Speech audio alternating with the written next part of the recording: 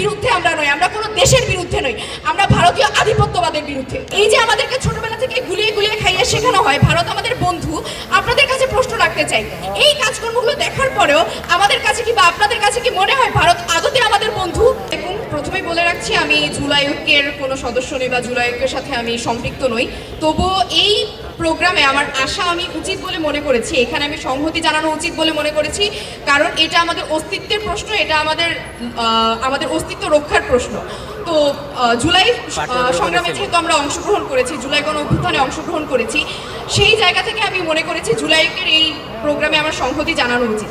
আমাদেরকে ছোটবেলা থেকে একটা জিনিস শেখানো হয়, একদম আমাদেরকে গুলিয়ে খাইয়ে দেওয়া হয় যে ভারত আমাদের বন্ধু, ভারত আমাদের প্রতিবেশী দেশ, ভারত আমাদের বন্ধু।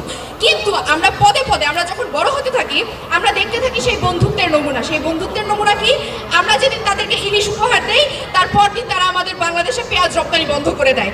তারা আমাদের দেশে খরার সময়ে পানি বন্ধ করে রাখে, ব্যারেজগুলো বন্ধ করে রাখে, এবং যখন বন্যার সময় হয় বা বৃষ্টির মৌসুম আসে, তখন তারা আবার সেই ব্যারেজের গেটগুলো খুলে দেয়, আমাদেরকে প্লাবিত করে দেয়। তারা যদি আসলেই আমাদের বন্ধু হতো, তারা যদি প্রকৃত অর্থেই আমাদের বন্ধু হতো, তাহলে এই কাজগুলো তো তারা করতো না। এই যে আমাদেরকে ছোটবেলা থেকে গুলিয়ে গুলিয়ে খাইয়ে শেখানো হয় ভারত আমাদের বন্ধু, আপনাদের কাছে প্রশ্ন রাখতে চাই, এই কাজকর্মগুলো দেখার পরেও আমাদের কাছে কি বা আপনাদের কাছে কি মনে হয় ভারত আদতে আমাদের বন্ধু? কখনো তারা আমাদের বন্ধু হতে পেরেছে কিনা, সেই প্রশ্নটাও এখানে থাকে।